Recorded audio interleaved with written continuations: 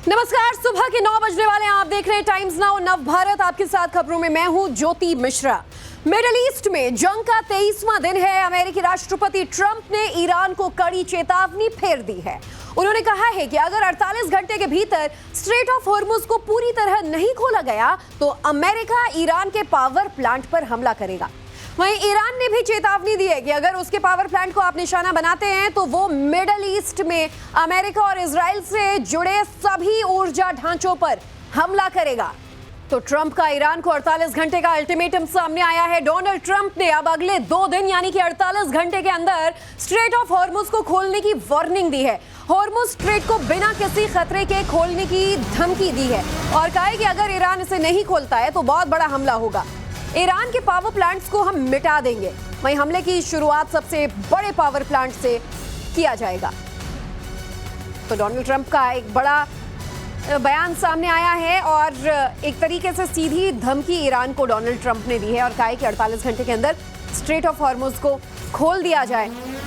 देखिए, पहले ही समुद्र में उनके पहले जो सैनिक हैं 2500 की संख्या में वो तैनात किए गए हैं और इसके बाद अब डोनाल्ड ट्रंप की इस तरह की चेतावनी सामने आती है और अगर 48 घंटे में हॉर्मुज स्ट्रेट नहीं खोला जाता तो फिर बड़े हमले की चेतावनी डोनाल्ड ट्रंप ने दी है और जो तमाम बड़े पावर प्लांट्स हैं वहां सीधा हमला किया जाएगा, ये कहना है डोनाल्ड ट्रंप का।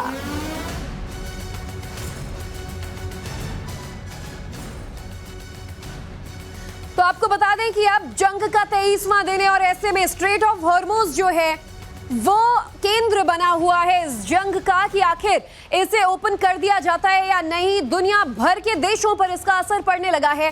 बहरहाल फिलहाल आपको ग्राफिक्स के जरिए समझाते हैं ट्रंप के 48 घंटे के अल्टीमेटम में आखिर क्या बात कही गई है। तो ईरान स्ट्रेट ऑफ हॉर्मुज को खोल दे, कहना है डोनाल्ड ट्रंप का। 48 घंटे का अल्टीमेटम दिया है कि 48 घंटे यानी अगले 2 दिन में से खोल दे और बिना खतरे के हॉर्मुज को खोला जाए। अगर ईरान ऐसा नहीं करता है तो अमेरिका का कहना है कि बड़ा हमला होगा। ईरान के प्रमुख पावर प्लांट्स पर यह हमला करेंगे। प्रमुख पावर प्लांट्स को पूरी तरह मिटाने की धमकी डोनाल्ड ट्रंप दे रहे हैं। वहीं शुरुआत ईरान के सबसे बड़े पावर प्लांट से करने की बात भी कही है। तो डोनाल्ड ट्रंप ने एक तरीके से खुली चेतावनी ईरान को दे दी और कहा है कि अगर अब स्ट्रेट ऑफ हॉर्मुज नहीं खोलते हैं तो 48 घंटे में इसका बुरा असर देखना पड़ेगा। ईरान के जो सबसे बड़े पावर प्लांट्स हैं वहां हमला किया जाएगा। और देखिए, अमेरिका ने चुन चुन कर कई जगहों को वैसे ही तबाह कर दिया, ईरान में भी। और अगर पावर प्लांट्स पर हमला किया जाता है तो इसका बहुत भीषण असर न सिर्फ युद्ध पर बल्कि ईरान पर भी पड़ेगा। और अब आपको हम समझाते हैं कि ईरान के जिस सबसे बड़े पावर प्लांट पर ट्रंप पहले हमले की धमकी दे रहे हैं वो आखिर कौन सा हो सकता है और ईरान के लिए ये कितना जरूरी है। तो दमावंद पावर प्लांट ईरान का सबसे बड़ा पावर प्लांट है। दमावंद पावर प्लांट तेहरान के बिल्कुल करीब है और इसकी कुल बिजली उत्पादन क्षमता में ईरान के लिए सबसे बड़ा योगदान है। वहीं ईरान की कुल बिजली उत्पादन क्षमता करीब 90 से 92 गीगावाट है और इसमें लगभग 2.8 गीगावाट ऊर्जा दमावंद प्लांट में ही पैदा होती है। इस पावर प्लांट में गैस टरबाइन और स्टीम टरबाइन मौजूद हैं। राजधानी के करीब होने से ट्रांसमिशन लॉस कम होता है। पीक डिमांड के दिनों में ईरान का ये एक अहम ऊर्जा का स्रोत है। उत्तरी क्षेत्र की जो बिजली जरूरतें हैं ईरान की, उसका बड़ा हिस्सा दमावंद पावर प्लांट से ही होता है। अब दमावंद अगर नंबर 1 टारगेट पर अमेरिका के है तो इसके लिए अमेरिका ने क्या कुछ तैयारियां की होंगी और डोनाल्ड ट्रंप की धमकियों का आधार क्या है, इस पर हम चर्चा करेंगे। स्टूडियो से हमारे साथ एक बार फिर मेहमानों का पैनल जुड़ चुका है। एयर वाइस मार्शल पीके श्रीवास्तव हमारे साथ मौजूद हैं और साथ ही कर्नल उत्कर्ष राठौर भी हमारे साथ जुड़ चुके हैं। बहुत बहुत स्वागत सर आप दोनों का हमारे साथ। श्रीवास्तव सर, चर्चा की शुरुआत आपसे करते हुए, ये आज 23वें दिन की नई धमकी डोनाल्ड ट्रंप की आपने भी सुनी होगी। जरा दर्शकों को बताइए कि इन हालातों के बीच अमेरिका की तैयारी तो दिख रही है समुद्र से लेकर पावर प्लांट पर हमले की। ये तैयारियां और इन धमकियों में कितना दम है, ईरान के लिए कैसा खतरा आगे दिख रहा है? ज्योति, ये जो बात हो रही है कि अब जो इलेक्ट्रिकल इंफ्रास्ट्रक्चर है या इंडस्ट्रियल इंफ्रास्ट्रक्चर है उसको हम नष्ट करेंगे, ये अपने आप में एक बहुत चिंता वाला विषय है। क्योंकि अगर ईरान पर ये अटैक होता है तो ईरान भी पलटवार करेगा जो वहाँ के इंडस्ट्रियल एरियाज़ हैं, जो इनके जब पेट्रोकेमिकल प्लांट्स जो जीसीसी कंट्रीज़ के हैं, जहाँ से मोस्टली हम डिपेंडेंट हैं अपने गैस के लिए, अपने क्रूड ऑयल के लिए, वो सारे ईरान की जद में हैं। अगर उनके ऊपर हमला हुआ और बहुत बड़े होते हैं, बहुत वल्नरेबल होते हैं, वहाँ के जो स्टोरेज टैंक्स हैं, जो प्रेशराइज्ड गैस पाइपलाइंस हैं, उनका बहुत बड़ा नेटवर्क होता है, ओवरग्राउंड नेटवर्क होता है। और अगर उसके ऊपर हमला होता है तो एक तरीके से और त्रासदी बढ़ जाएगी, जो अभी स्ट्रेट ऑफ हॉर्मुज की वजह से है, और वो बहुत लंबे समय तक चलेगी। तो ये एक धमकी है कि इसको कार्यान्वित करेंगे, और अगर इसको कार्यान्वित करते हैं तो अपने आप में एक लेवरेज है ट्रंप के पास, मगर इस लेवरेज का कितना उपयोग कर पाएंगे और इसको करना कितना सार्थक होगा, ये अपने आप में एक सोच का विषय है। इस पर ज़रूर विचार करना पड़ेगा, और अगर इसको कार्यान्वित करते हैं तो मुझे पूरा विश्वास है कि ईरान, जिसके पास अभी भी ड्रोन की क्षमता है, जिसके पास अभी भी मिसाइल की क्षमता है, अब वो इन जो पेट्रोकेमिकल कॉम्प्लेक्सेस हैं, जो डिसैलिनेशन प्लांट्स हैं, उनको उनके ऊपर चोट करना शुरू करेगा, जो जीसीसी कंट्रीज के लिए बहुत ही खतरनाक और बहुत एक तरीके से हानिकारक होगा। लेकिन आपका ये सवाल इसमें सबसे अहम है कि अगर ये सार्थक हो पाता है, अमेरिका के इन दावों के बाद उसकी तैयारियां कितनी हैं, और क्या वाकई 48 घंटे बाद ऐसे पावर प्लांट्स पर हमले किए जाएंगे? कर्नल राठौर, आपसे एक चीज और ये समझना चाहेंगे कि अब स्ट्रेट ऑफ हॉर्मुज जो है वो सेंटर ऑफ वॉर बन चुका है, अमेरिका के लिए भी, पूरे दुनिया भर के लिए भी, विश्व के लिए भी, और ईरान ने तो यहाँ पर अपना दबदबा बनाए रखा ही है, क्योंकि ये उसका इस समय एक जो मास्टर की कहें आप, या पावर जो है वो बना हुआ है। कहीं ना कहीं इस धमकी के जरिए क्या डोनाल्ड ट्रंप की एक खींच, एक बौखलाहट भी सामने आ रही है कि स्ट्रेट ऑफ हॉर्मुज से अमेरिका पर भी तगड़ा असर तो पड़ रहा है? देखिए, स्ट्रेट ऑफ हॉर्मुज अगर नहीं होता तो अभी तक ईरान को लोगों ने खत्म कर देना था। ईरान ने अगर इस पूरी जंग को इंटरनेशनलाइज किया है, लोगों के बीच में ये बात पहुंचाई है कि हमारी वजह से, अमेरिका की वजह से ये हो रहा है, ये अदरवाइज अमेरिका अकेले पिट रहा होता, तो ये ईरान अकेले पिट रहा होता अमेरिका से। स्ट्रेट ऑफ हॉर्मुज की वजह से पर्शियन गल्फ बाधित है, और उसकी वजह से एनर्जी का संकट है, तो सारी दुनिया उस तरफ देख रही है। अब रही बात पावर प्लांट की, पावर प्लांट से एक हद तक असर पड़ सकता है। पहली बात, सर्दियां निकल गई हैं, सर्दियां न होने की वजह से तो इतना जनता को मुश्किल नहीं आएगी। अब आप देखिए कि यूरोप में, यूक्रेन में चौथा जाड़ा देख लिया बिना पावर के। कम से कम 50%, 60% यूक्रेन में पावर नहीं है, और पूरे जाड़े देख लिए। तो वहां पर भी जो जिंदा हैं, तो युद्ध के अंदर चलता है, तो एक पावर पे अटैक करके पहली बात अमेरिका अपने आप को एक्सपोज कर रहा है। आप गए थे न्यूक्लियर साइट्स निकालने के लिए, आप गए थे मिसाइल साइट्स निकालने के लिए, अब आप पावर प्लांट पर अगर अटैक करते हैं तो अपने आप अपने युद्ध के जो ऑब्जेक्टिव उनसे डिग रहे हैं, दूर जा रहे हैं, और अपने आप को एक्सपोज कर रहे हैं कि आप किस तरीके से एक देश के पीछे पड़े हुए हैं जी। और जैसा कि एवीएम श्रीवास्तव बता रहे थे कि अगर उसने इसका ट्रेडिशन शुरू किया, महज एक डीसैलिनेशन प्लांट अगर उसने बर्बाद किए जीसीसी की, तो पीने का पानी नहीं मिलेगा, वहां कहीं मीठे पानी का स्रोत नहीं है इस सारे 7 जगहों में इराक को छोड़ के। ये सबसे बड़ा चैलेंज हो सकता है। और ऐसे में देखिए, अब ईरान को अगर ये धमकियां दी जा रही हैं 48 घंटे के अंदर स्ट्रेट ऑफ हॉर्मुज खोलना, क्या ईरान जो अब तक लगभग महीना भर होने में हफ्ता बाकी है, झुकने का तैयार नहीं था, वो इस धमकी से झुकेगा? ये भी बड़ा सवाल है। आप बने रहेगा हमारे साथ। अपडेट्स इस बीच ये कि ट्रंप की धमकी के बाद ईरान ने जवाब दिया है। ईरान ने कहा है कि टिट फॉर टैट की रणनीति अपनाएंगे हम। ट्रंप की धमकी के बाद ईरान का ये जवाब है, जैसे को तैसा कार्रवाई करेंगे। यानी इससे साफ समझा जा सकता है कि ईरान अभी भी डरने के लिए तैयार नहीं है। जंग में आगे और ज्यादा भीषण हालात देखने को मिल सकते हैं। श्रीवास्तव सर, ये जो धमकी है, ईरान की भी बात सामने आई है, इसके लहजे से लग नहीं रहा है कि ईरान नरम पड़ेगा। हालांकि ट्रंप ने एक तरीके का प्रेशर यहां जरूर क्रिएट करने की कोशिश की थी टाइमलाइन देने के बाद। 48 घंटे का जो उन्होंने ये अल्टीमेटम दिया था, पर ईरान टिट फॉर टैट की नीति अपना रहा है। इसमें कोई शक नहीं है कि ईरान के लिए ये अस्तित्व की लड़ाई है। अगर ईरान इस वक्त इन चीजों से डर करके अपना सरेंडर कर देता है, तो वो फिर उसी जो स्क्रिप्ट लिखी गई थी उसके हिसाब से उसका प्रतिक्रिया हुई। ईरान अभी अपने आप को किसी भी हालत में इंटैक्ट रखना चाहेगा, तो इस हालत में ईरान इस बात के लिए समझौता करने को तैयार नहीं होगा। वो पलटवार करेगा और ऐसी जगह वार करेगा जिससे दुनिया का संकट और बढ़े। देखिए जो उनके कतर में जो गैस फील्ड्स थी उस पे जो हमला हुआ है, जी। कतर ने खुद एक्सेप्ट किया है कि 17% प्रोडक्शन हमेशा के लिए रुक गया है। 3-4 साल लगेंगे। अगर आप समझिए बाकी जो पेट्रोकेमिकल कॉम्प्लेक्सेस हैं जिनका एरिया करीब-करीब 1000 स्क्वायर किलोमीटर्स होता है, बहुत बड़ा होता है और बहुत बड़े पाइप्स का नेटवर्क होता है। उन पर अगर आँख पड़ी और उनके ऊपर कैसे भी ड्रोन जाके हिट गए तो उसमें डोमिनो इफेक्ट होता है। एक पाइपलाइन फटेगी, एक स्टोरेज टैंक फटेगा तो वो अपने साथ कई को लेके जाएगा। ये अपने आप में बहुत बड़ी त्रासदी होगी, इस पर विचार करना होगा।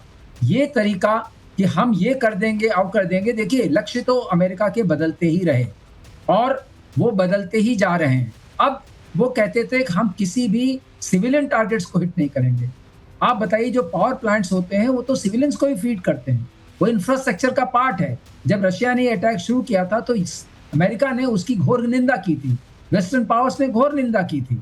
तो अगर आप अब वही करने जा रहे हैं जो कि अपने आप में एक वल्नरेबल टारगेट है, ये हम मानते हैं, लेकिन जैसा कि कर्नल राठौड़ ने बोला वो भी एक सच बात है कि अगर वॉर में आप हैं और आपको लगता है कि आपके मरने जीने का यही वक्त है तो फिर देश उसके लिए एक तरीके से संगठित होता है।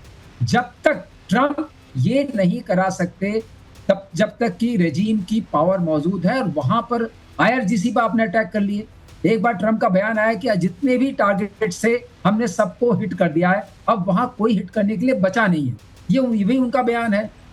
और वो सारे मिलिट्री टारगेट्स अगर खत्म हो गए हैं, वहां की मिसाइल क्षमता खत्म हो गई है, वहां की ड्रोन क्षमता खत्म हो गई है, वहां की न्यूक्लियर क्षमता खत्म हो गई है, तो अब ये पावर स्ट्रक्चर पर अटैक करके आप क्या बताना चाहते हैं? बदलती युद्ध की नीति से खुद अमेरिका की नीतियों पर भी सवाल उठने लग रहे हैं कि आखिर डोनाल्ड ट्रंप इस समय किस पोजीशन में है, क्या चाह रहे हैं। बहरहाल मैं आऊंगी सर आपके पास, लेकिन इधर इजराइल के डिमोना से एक बड़ी खबर आ रही है।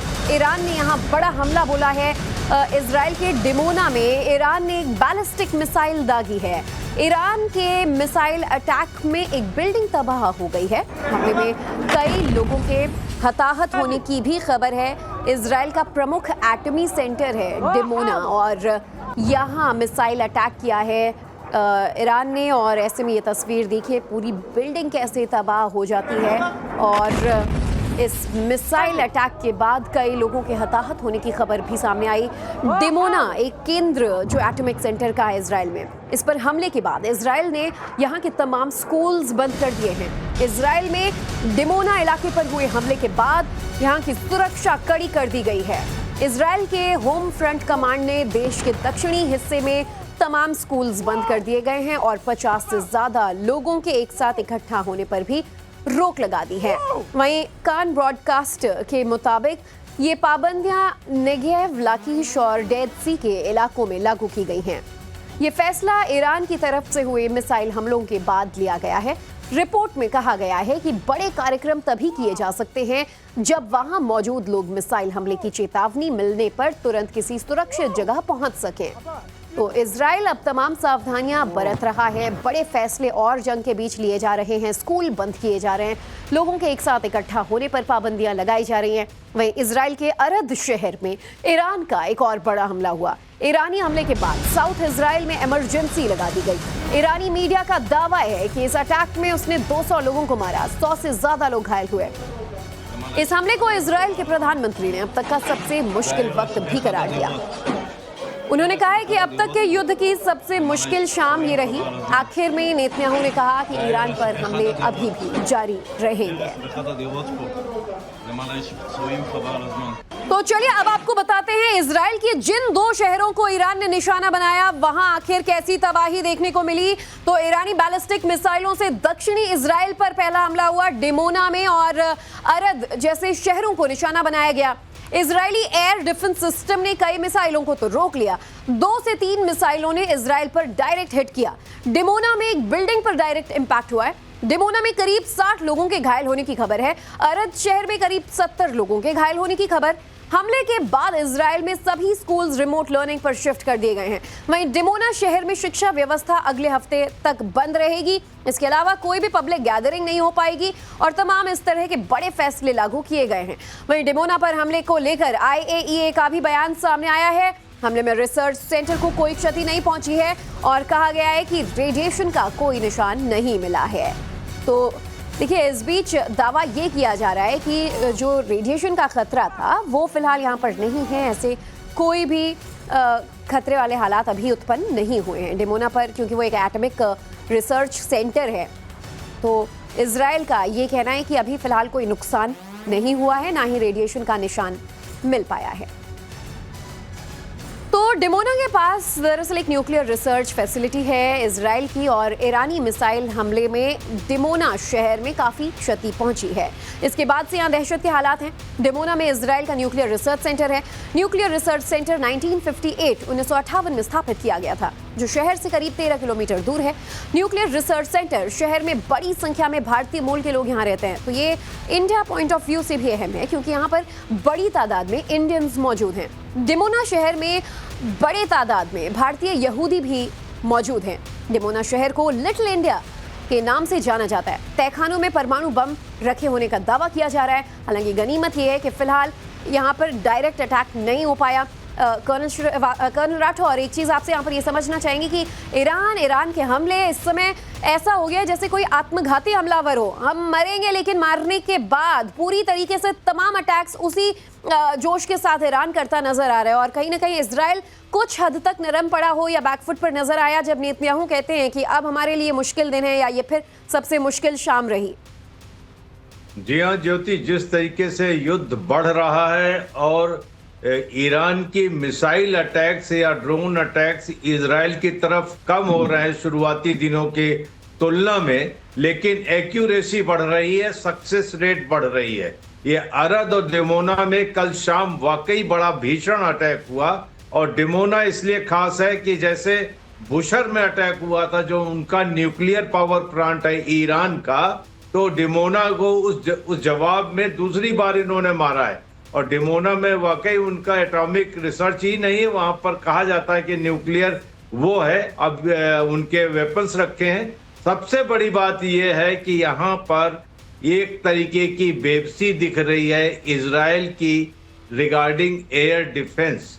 धीरे धीरे उनकी एयर डिफेंस नामालूम कारणों से कमजोर हो रही है, या तो मिसाइल्स की कमी है, या ये हाइपरसोनिक वैरायटी की मिसाइल्स को वो रोकने में अक्षम है, या ईरान की जो स्ट्रेटजी है ड्रोन प्लस मिसाइल भेज करके वो भ्रमित कर देता है, और उससे उसको टारगेट ढूंढने में आसानी होती है।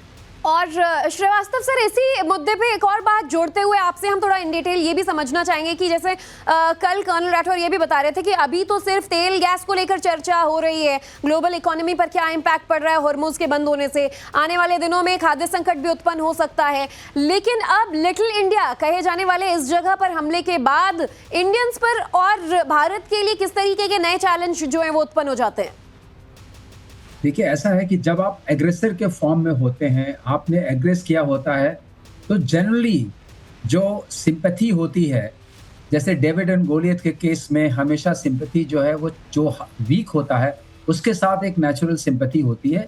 ईरान ने समहाउ उस चीज़ को अपने तरफ कर लिया है। जो भी आम नागरिक हैं, जब वो सोचते हैं तो उनको लगता है कि ईरान के ऊपर जो हमला हुआ था वो तर्कसंगत नहीं था, क्योंकि लक्ष्य भी लगातार बदलते रहे। कोई भी ईरान को बहुत ऐसे आप कहेंगे आदर की दृष्टि से नहीं देखता है कि एक बहुत अच्छी रजीम है, लेकिन उसके बावजूद चूंकि दो महाशक्तियां मिलकर के ईरान के ऊपर उन्होंने अटैक किया है, तो एक अनइंटेंडेड सिंपैथी की लहर तो है। और एक बात और इस हमले से साबित होती है डिमोना पर, कि जहां तक सवाल ईरान का है, वो जिस चीज पर आप करेंगे उसके लिए रिटेलेटरी हमला करने में वो सक्षम है। ये बहुत बड़ी मैसेजिंग है। उसने डिमोना पे किया, आपने नातांज पे किया, आपने साउथ पार्स पे किया, उसने कतर के गैस फील्ड्स पे किया। इसका मतलब वो मैच कर रहा है। इस बात को सोच के चलना पड़ेगा। देखिए, ट्रम्प जो है पहले बात कर रहे थे कि हम 3 मेरीन के एम्फीबियस शिप्स भेज रहे हैं और ग्राउंड अटैक होगा, खर्क को ऑक्यूपाई किया जाएगा।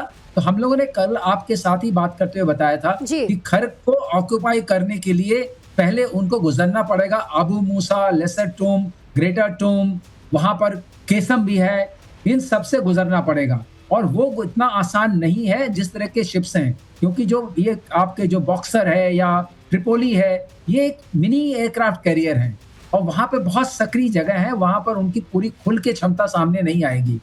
तो इन सबको ध्यान में रखते हुए ईरान भी एक मैसेजिंग स्ट्रांगली करता चला जा रहा है कि आप जैसा अटैक करेंगे हम उसका जवाब देंगे। इस बात को फैक्टर इन करना पड़ेगा जब भी ट्रंप पावर प्लांट्स को अटैक करने की सोचते हैं, क्योंकि आप अब ईरान को एक मॉरली एक खुली छूट दे रहे हैं कि आप भी ऐसी चीजों पर अटैक कर सकते हैं जो सिविलियन स्ट्रक्चर का पार्ट है, जो इंडस्ट्रियल स्ट्रक्चर का पार्ट है। ये किसी चीज को कम नहीं करता, ये बहुत बढ़ाता है।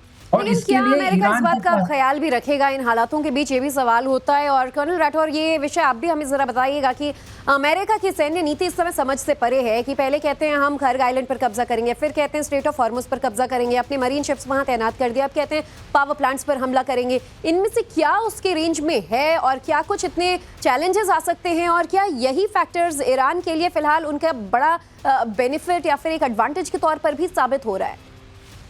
देखिए, पावर प्लांट पे अटैक करना या किसी इंफ्रास्ट्रक्चर पे अटैक करना वो एक डिग्रेडेशन की पॉलिसी है, एट्रिशन की पॉलिसी है। अमेरिका कर सकता है, उसकी एयर पावर बहुत बड़ी है।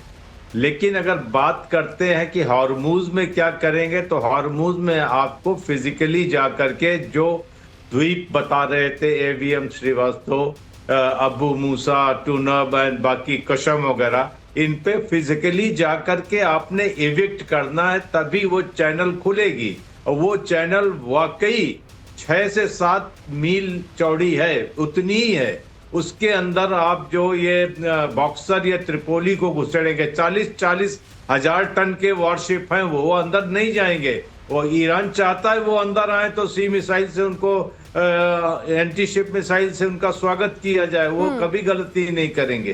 तो ये काम जो है वो अगर किसी एडमिरल ने या जनरल ने डोनाल्ड ट्रंप को बताया है कि हफ्ते भर में हो जाएगा या 15 दिन में हम इसको कर लेंगे, तो गलत बताया। ये बहुत ही खूनी जंग होगी, अमेरिका की आगे नीति में कुछ बदलाव जरूर देखे जा सकते हैं। बिल्कुल सर, मैं चर्चा को आगे बढ़ाऊंगी, लेकिन इस बीच एक बड़ी खबर युद्ध के मैदान से आ रही है। दुनिया में तेल संकट गहराता जा रहा है और इस बीच एक बड़ी खबर, अमेरिका और रूस से 2 और जहाज भारत पहुंच गए हैं।